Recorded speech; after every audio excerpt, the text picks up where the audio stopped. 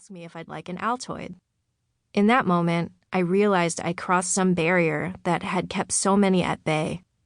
When Veronica talked about Giannis, she didn't talk to me about his basketball awards, how he was a generational player, changing the modern-day NBA. She talked about how kind he was, how protective he was, how proud she was of him that no matter how big his bank account became, he never changed. Very few outside of the family knew these sides of Giannis.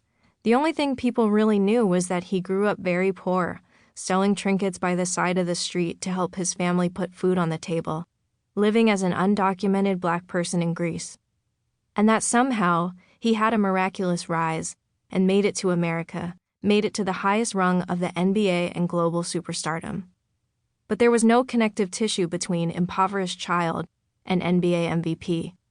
Storytelling, it occurred to me, on that day in Milwaukee was missing. And that's why I set out to write this book. I wanted to tell Giannis's full story, illuminate Giannis the person, not just the basketball player. Giannis the brother, the protector, the soon-to-be father.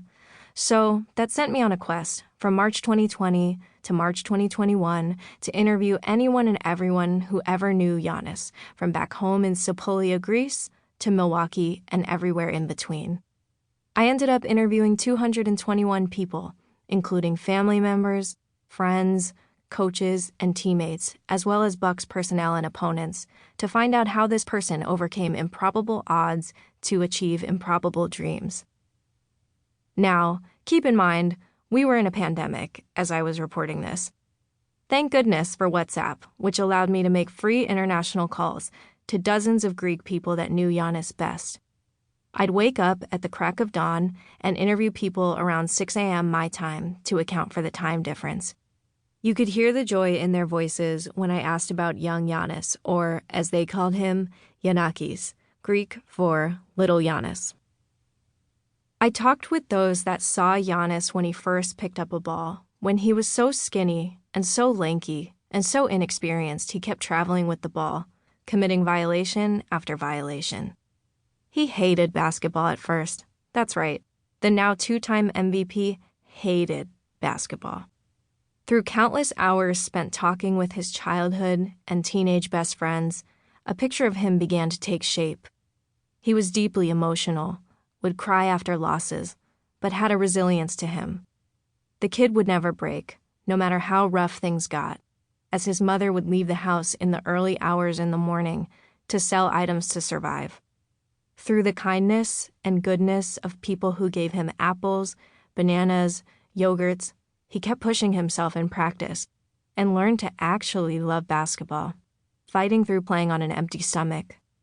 And then I found the parts of his story that others tried to cover up. The racism he experienced, the violence surrounding him in his neighborhood, always looming.